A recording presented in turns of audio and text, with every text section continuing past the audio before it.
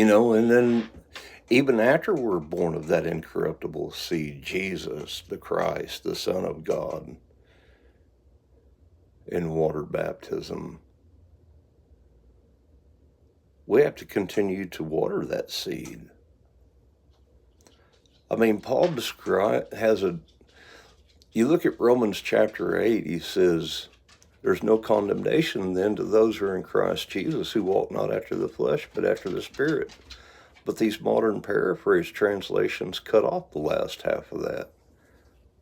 He says in verse 2, for the law of life and the Spirit of Jesus Christ made me free from the law of sin and death.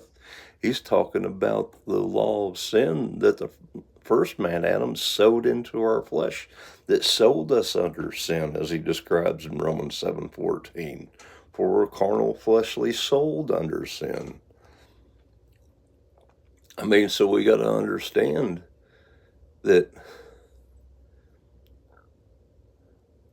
if we be in Christ Jesus, not only are we a new creature, but old things passed away, all things become new, and all things are of God, that he's describing in 2 Corinthians 5:16 through 18, because we no longer know anyone after the flesh, because that old man was put to death and put off in water baptism, and we put on the new man,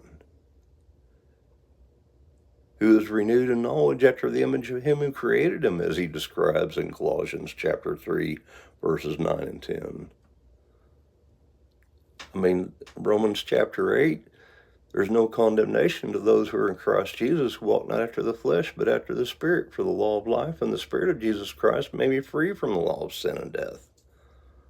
What the law could not do, weak as it was through the sinful flesh, God did accomplish by sending his own Son in the likeness of sinful flesh, and for sin condemned sin in the flesh, that the righteousness of the law may be fulfilled in us who walk not after the flesh, but after the Spirit. For those that are after the flesh mind the things of the flesh.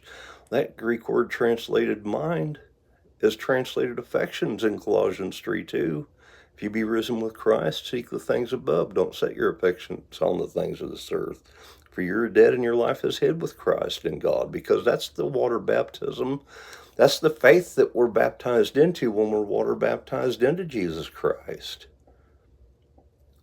And what we have the affections of our mind set on is what is going to dominate us.